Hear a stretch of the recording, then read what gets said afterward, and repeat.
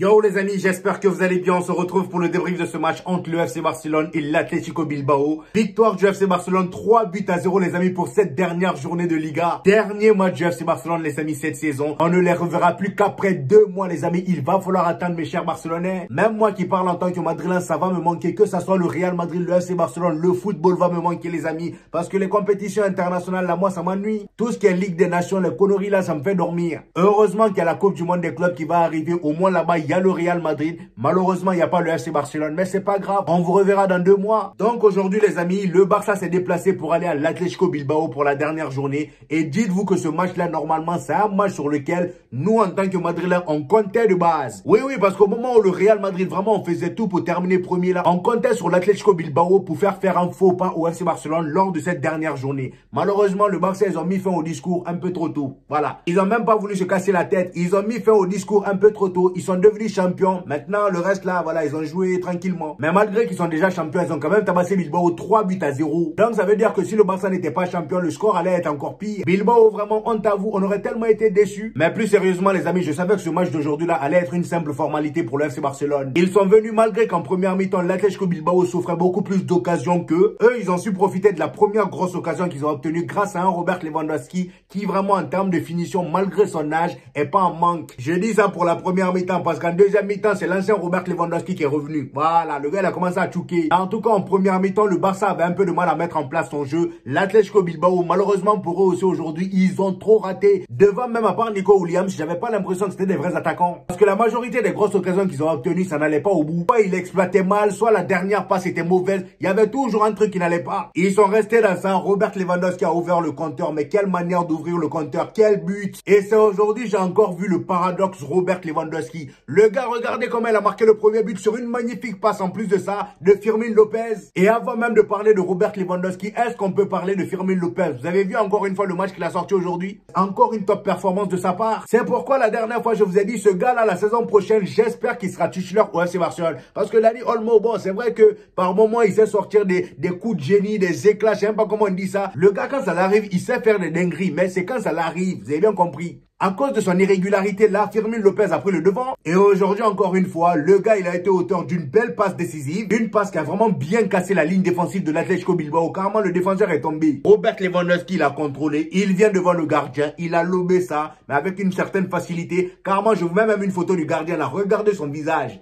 Regardez son expression. C'est une expression de souffrance tellement le lob il était clean. Et même pas 10 minutes après, corner pour l'FC Barcelone. Il y a le corner qui vient. C'est dévié par un joueur de l'Atlético Bilbao. Robert Lewandowski était au deuxième poteau. Bien placé. Il a juste eu à mettre la tête. Et c'est à partir de ce moment-là, moi j'ai commencé à avoir peur pour Kylian Mbappé. Parce que oui les amis, pour ceux qui ne seraient pas au courant, Kylian Mbappé est actuellement le Pichichi. C'est terminé. Voilà. On attendait juste Robert Lewandowski. En même temps, j'ai envie de dire, moi je savais que c'était mort. Parce que Robert Lewandowski aujourd'hui, pour dépasser Kylian Mbappé, il aurait dû marquer 4 buts en plus des 2 buts qu'il a marqués là. Sauf que ça, on savait déjà que c'était cuit d'avance. Marquer 6 à 7 buts dans le même match, faut pas déconner. Surtout Robert Lewandowski, le connaissant. Et pour vous dire, quand je vous dis que ce gars-là, c'est un bipolaire, regardez sa deuxième mi-temps. La différence entre sa deuxième mi-temps et sa première mi-temps, ça n'a rien à voir. En première mi-temps, il a donné l'espoir à tous les Barcelonais en les faisant croire qu'il allait passer Pichichi en claquant 4 buts en plus des 2 buts qu'il avait déjà marqués. Malheureusement, la deuxième mi-temps arrive. Le gars, il a une occasion franche en plus de ça, tout seul devant les buts. Voilà, le gardien était devant lui. Il avait tout le temps parce qu'il n'y avait personne derrière lui. En plus de ça, il avait tout le temps de contrôler. Le gars, il a enchaîné. Voilà, le ballon est parti à côté. Et quand j'ai vu ça, je me suis dit, voilà, l'ancien Robert Lewandowski est de retour. C'est lui là on cherchait. Il est capable du meilleur comme du pire. Voilà, c'est 2 extrêmes. Et le gros souci, c'est que malgré ses ratés, là, quand tu regardes ses statistiques, tu peux même pas le critiquer. Et effectivement, on peut pas le critiquer, Robert Lewandowski, à vrai dire. C'est vrai que ça m'arrive de le critiquer, mais faut vraiment avoir du culot pour critiquer un gars de 36 ans qui te claque 41 buts dans une saison. Le gars en Liga, il a 27 buts. 27 buts marqués en Liga à 36 ans. Et là, aujourd'hui, avec son doublé, il atteint la barre des 100 buts marqués avec le FC Barcelone en 3 saisons. Est-ce que vous vous rendez compte? 100 buts marqués en 3 saisons, c'est énorme. Apprenons vraiment à respecter Robert Lewandowski. Moi-même qui parle là, il faut que j'apprenne un peu à respecter ce papy-là. Parce qu'à 36 ans, marquer autant de buts, c'est pas donné à tout le monde. Et je pense même que ce Pichichi là, si Robert Lewandowski n'avait pas eu cette petite période de blessure lors de ces dernières semaines-là, il aurait pu rester Pichichi jusqu'à la fin, mais malheureusement, il s'est blessé. Kylian Mbappé, lui, il a profité de cette petite période-là pour prendre de l'avance sur Robert Lewandowski. Et je rappelle que Kylian Mbappé, lui aussi, avait raté un match, mais un match, c'est rien. Après, j'ai envie de dire Robert Lewandowski, le Pichichi là, voilà, il a déjà remporté les histoires de, comment ça s'appelle, souliers d'or. Je pense qu'il a déjà remporté un soulier d'or si je me trompe pas. Dans tout ça là, à vrai dire, il s'en fout. Kylian Mbappé, le soulier d'or, c'est nouveau pour lui. Vraiment, félicitations à lui. Et c'est là, j'ai envie de demander aux Barcelonais qui me regardent, est-ce que d'après vous, Robert Lewandowski, avec les statistiques qu'il a eu cette saison, la saison prochaine, est-ce que selon vous, il mérite d'être titulaire? Parce que Ferran Torres, avant qu'il ne se fasse opérer, le gars, il était vraiment en forme. Il marquait à presque tous les matchs. Et on était tous unanimes pour dire que le gars, il mériterait d'être titulaire la saison prochaine au FC Barcelone. Mais aujourd'hui, avec les stats de Robert Lewandowski, vous pensez vraiment que Hansi Flick va le mettre au banc la saison prochaine? Dites-moi ça en commentaire. Personnellement,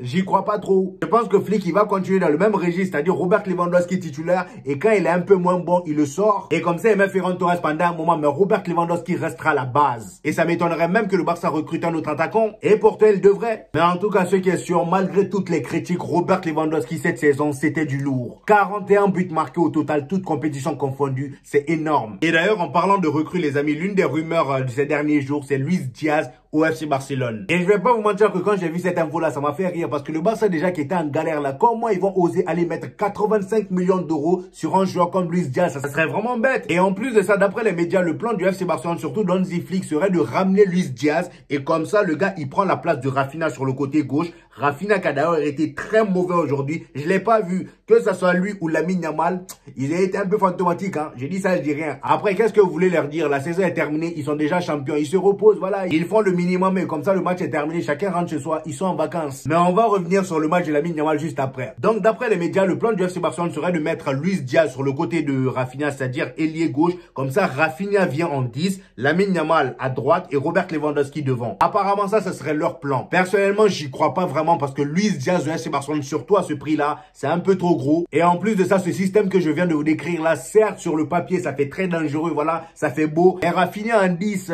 voilà, j'ai un peu de mal. Je le préfère en tant qu'ailier gauche que 10, même s'il a un peu les qualités d'un 10. Et encore une fois, vous les Barcelonais qui me regardez, dites-moi en commentaire, est-ce que selon vous, ça serait une bonne idée d'aller chercher Luis Diaz? Pas forcément à 85 millions d'euros, parce que j'entends parler de Luis Diaz, de Marcus, comment ça s'appelle, Marcus Rashford. Marcus Rashford lui-même, il a envie de venir. Mais pour l'instant, le Barça ne s'est pas avancé. Dites-moi en commentaire quel est l'ailier qu'il vous faudrait. Même si à vrai dire aujourd'hui, pour moi, le FC Barcelone n'a pas vraiment besoin d'ailier. Vous pouvez recruter un ailier pour venir faire la doublure de Rafinha ou de Lamine Yamal et c'est tout. Mais les postes prioritaires à Barcelone aujourd'hui, c'est le poste de gardien parce que Ter Stegen c'est cuit. Peña aujourd'hui, il a fait un très gros match. Franchement, Peña, chapeau. Après, j'ai envie de dire, vu comment l'Atlético Bilbao exploitait mal leur occasion, franchement, aujourd'hui, il était tranquille. Cependant, vous-même, vous savez que Peña, la saison prochaine, il va pas faire long feu au FC Barcelone. Je pense même qu'il va partir cet été. Donc, les postes prioritaires à Barcelone, c'est le poste de gardien, le poste de latéral, soit un latéral droit ou gauche pour faire la doublure des deux là. Et surtout, un attaquant parce que Robert Lewandowski, certes, il claque beaucoup de buts, mais il le faut une doublure. En plus de Ferran Torres qui peut aussi jouer ailier gauche. Donc voilà, ça c'était une petite parenthèse. Pour revenir sur le match les amis, comme je vous le disais, Rafinha et Lamine Yamal aujourd'hui étaient un peu transparents dans le match. Rafinha, j'ai pas du tout aimé son match. On le voyait pas tant que ça. Lamine Yamal, voilà, il essayait quelques petits trucs, mais tu sentais qu'il n'était pas là-dedans. On sentait que c'était la fin, voilà. Il y a personne qui se donnait vraiment à 100%, à part Robert Lewandowski parmi les trois. Cependant, Lamine Yamal, lui, il y a une petite raison pour laquelle il n'a pas été vraiment très dangereux aujourd'hui. Le Yuri de l'Atlético Bilbao, le gars qui était sur son côté là aujourd'hui, il l'a vraiment fait chier. À chaque fois, je le voyais provoquer Lamine Yamal, alors que le gars n'a rien demandé. Voilà, moi je l'ai vu pousser Lamine Yamal comme ça. Le gars n'a rien demandé, il ne l'a même pas parlé. En première mi-temps, je les ai vus s'embrouiller et en deuxième mi-temps, je l'ai vu faire la même chose à, comment ça s'appelle, à Robert Lewandowski. Voilà. Je me suis dit, mais le Yuri là, il a tout compris. C'est le premier défenseur que j'ai vraiment vu bloquer Lamine Yamal à ce point. Il a vraiment bloqué Lamine Yamal. Le milieu du Barça aujourd'hui composé de Gavi, Pedri et Fermin Lopez. Très gros match de leur part. Fermin Lopez, j'ai adoré son match. De toute façon, ces derniers matchs là, c'est que de belles performances. Gavi pour moi aujourd'hui, rien à dire. Très gros match de sa part et je trouve que lui aussi n'est pas respecté à sa juste valeur. Beaucoup de récupération, présente dans les duels comme d'habitude. Vraiment très gros match de sa part et pour vous dire, il a eu la meilleure note du FC Barcelone aujourd'hui, 7,8. 7,8. La même note que Robert Lewandowski qui a marqué un doublé. Lui aussi, il a eu 7,8. Vous voyez pourquoi je vous dis Robert Lewandowski, il est bizarre. En temps normal, quand tu marques un doublé, voilà, ta note est censée être, voilà, dans le vert foncé. T'es clairement censé avoir la meilleure note. Mais non, Robert Lewandowski, sa première mi-temps était très bonne. Mais la deuxième mi-temps, le gars se chiait dessus. Voilà, que des occasions ratées, des mauvaises prises de décision. Il a la même note que Gavi. Voilà. Et que dire de Pedri? Encore un match où le gars, vraiment, il te rend le football facile, insensible à la pression. Quand il a le ballon, t'as même pas l'impression. À aucun moment, quand Pedri prend le ballon, dans ma tête, je me dis qu'il va la perdre. Aucun moment. Tellement il nous a habitués à se sortir du pétrin, tellement il nous a habitués à se sortir, voilà, des guet-apens. Le gars, même quand il est entouré de 5 à 6 joueurs, dans ma tête, je sais qu'il va s'en sortir. Aujourd'hui, il fallait voir, il faut même que je regarde combien de ballons il a perdu aujourd'hui dans ce match-là. Défensivement, le FC Barcelone aujourd'hui, vraiment, je les ai trouvés très malins, voilà. Et bizarrement, comment il s'appelle le gars là, le gars qui vous a bouffé 2 Ligues des Champions là, Araujo, Ronald Araujo aujourd'hui, je l'ai trouvé bon. Franchement, je l'ai trouvé très bon. Et j'ai comme l'impression que voilà, le piège du hors-jeu, vraiment, ça commence à être bien ancré dans sa tête. Parce qu'aujourd'hui, combien de fois l'Atlético Bilbao, ils se sont retrouvés en hors-jeu. Toutes les occasions qu'ils avaient, presque, je crois, 90%, ils étaient tout le temps en hors-jeu. Carrément, ça faisait qu'à chaque fois que leur attaquant là, je sais pas si c'est leur attaquant, mais en tout cas, ils ont un joueur en attaque là. À chaque fois qu'il avait une occasion, il était là à regarder l'arbitre. Même le journaliste, comment ça s'appelle, Daphosé, qui était là à dire, mais joue, arrête de regarder l'arbitre. Ça devient une psychose dans la tête. Tellement le Barça a traumatisé les gens avec ça. Donc vraiment défensivement aujourd'hui, Cubarsí et Araujo, ils s'en sont bien sortis. Le retour de Baldé fait énormément de bien, ça s'est vu, hein, c'était pas Gérard Martin sur le côté. Le gars vraiment quand il est là, tu sens la différence. Les remontées sont propres, ça sent l'aisance technique, balle au pied, il est bien. Quand il prend la balle, il n'a pas peur de percer, de provoquer. Franchement, ça fait plaisir de le revoir pour une dernière fois. Et à l'opposé, on a Eric Garcia aussi qui a fait une top performance. Au goal, comme je vous ai dit en début de vidéo, Peña. Vraiment très gros match de sa part aussi. Il a fait de très beaux arrêts. Surtout en première mi-temps, en début de première mi-temps, il avait fait un arrêt là, vraiment un chapeau. Donc franchement, pour un dernier match, c'était assez agréable à regarder. Le Barça termine en beauté. Seulement 3 défaites en 2025. 2 défaites en Ligue des Champions face à, comment ça s'appelle, Dortmund et l'Inter. Et la seule défaite qu'ils ont eu en Liga, c'était face à Villarreal. Mis à part ça, ils ont perdu aucun match. Waouh! J'ai hâte que la saison prochaine commence parce que nous, les recrutements qu'on est en train de faire là, croyez-moi que la saison prochaine, vous n'allez pas être aussi heureux. Parce que cette saison, vous-même, vous avez vu à quel point on a eu du mal, à quel point j'ai souffert, les amis. Carrément, quand je regarde mes miniatures même, les miniatures de toutes les vidéos où je parle de Real Madrid, où je fais le débrief des matchs du Real Madrid, je suis toujours énervé. Je suis toujours énervé tellement la saison a été dure. La saison prochaine, croyez-moi, on sera là, on sera bien prêt. Xabi Alonso même est arrivé à Madrid. Carlo Ancelotti est déjà au Brésil au moment où je vous parle. Donc, croyez-moi que la saison prochaine ne sera pas de tout repos. Franchement, les amis, avant de vous laisser, je tenais quand même à vous remercier pour cette saison parce que vraiment, vous avez été très investi dans les commentaires, voilà, dans les likes. Vous m'avez soutenu, que ça soit sur TikTok, mais surtout sur YouTube. Parce que pour moi, c'est là où c'est beaucoup plus compliqué de développer une communauté. Aujourd'hui, les amis, on est 90 000, les gars. Tout ça, c'est grâce à vous,